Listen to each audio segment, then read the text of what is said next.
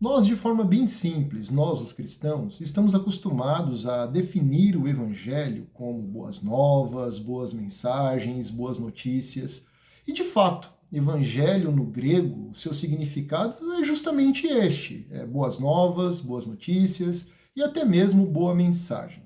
Mas existe uma definição nas Escrituras acerca do que é o Evangelho que apresenta um elemento muito interessante que vale uma reflexão sobre ele, para nós entendermos o que de fato é o Evangelho. E eu quero ler.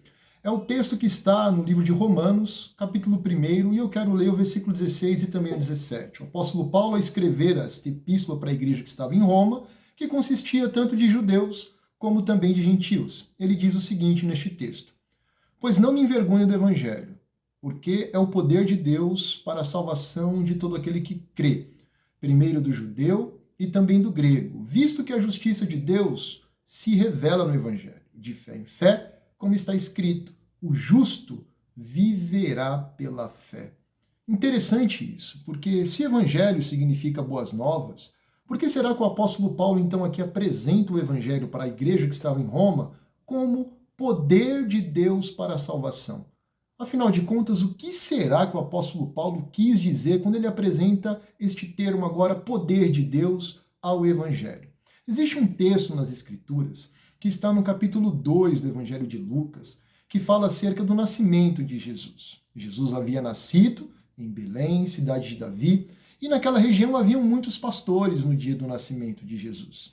E o texto de Lucas 2, versículo 10 e 11, fala acerca de um anjo que se apresenta aos pastores. E diz o seguinte o texto: O anjo, porém, lhes disse: Não temais, eis aqui vos trago boa nova, de grande alegria, que o será para todo o povo.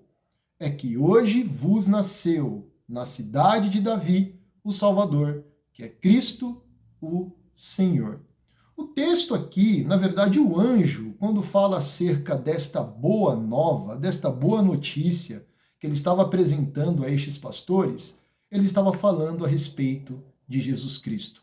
Quando ele fala, eu trago uma boa notícia, qual será então essa boa notícia? O mesmo texto responde para nós. Esta boa notícia era Cristo, Filho de Deus, o Salvador. Então, diante desta declaração do anjo, nós podemos nos perguntar: o que de fato então é o Evangelho? O que o apóstolo Paulo quis dizer quando ele acrescenta o termo poder de Deus ao Evangelho? Jesus Cristo é o próprio Evangelho.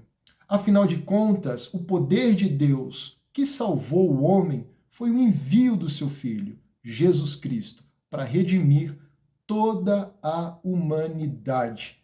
E isso fica fácil, então, de nós entendermos por que João, ao escrever no capítulo 3, versículo 16 do seu evangelho, ele diz que Deus havia enviado o seu Filho unigênito para que todo aquele que nele cresce não perecesse, mas que tivesse, então, a vida eterna. Deus enviou o seu Filho e já havia prometido isso.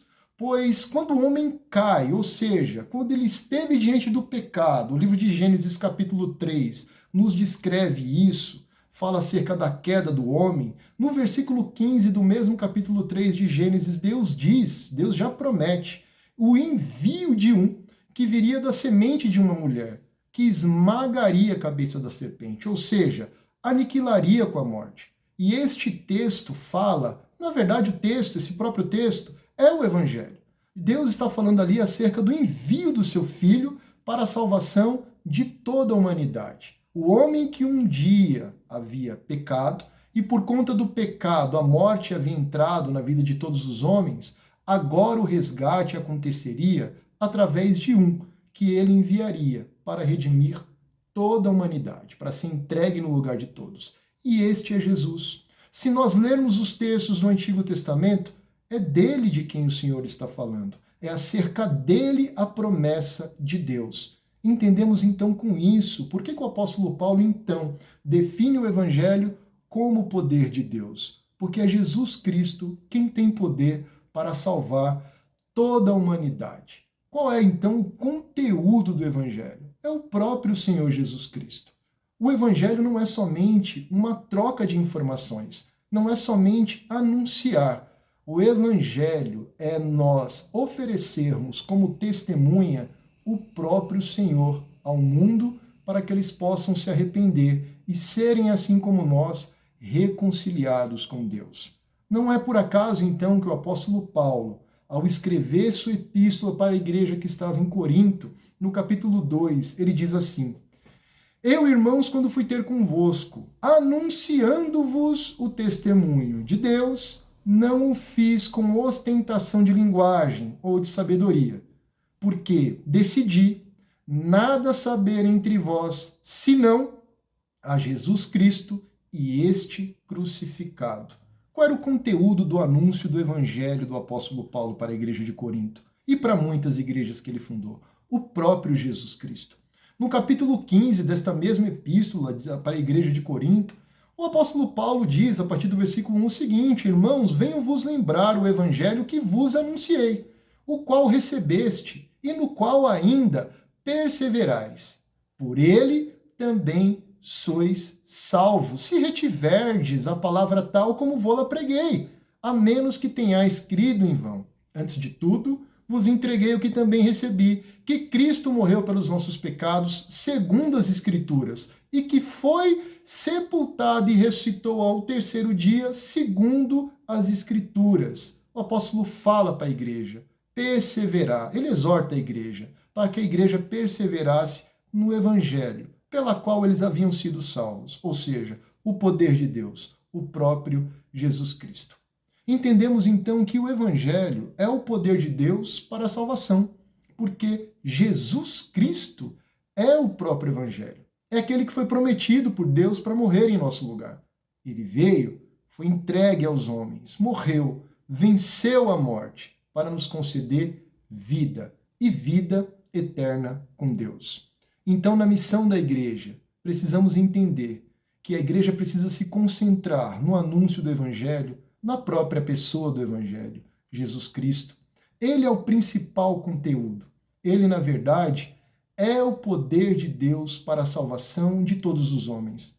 Nós podemos utilizar muitos artifícios para o anúncio do Evangelho, mas nós não podemos deixar de lado o principal conteúdo do Evangelho, que é o próprio Jesus Cristo. Ele é quem é o poder de Deus. O homem não tem poder para salvar o homem, muito menos oferecer recursos para que isso aconteça. Se nós anunciamos o Evangelho, precisamos entender que o principal conteúdo do Evangelho, no que ele consiste, no que ele se concentra, é na pessoa de Jesus Cristo.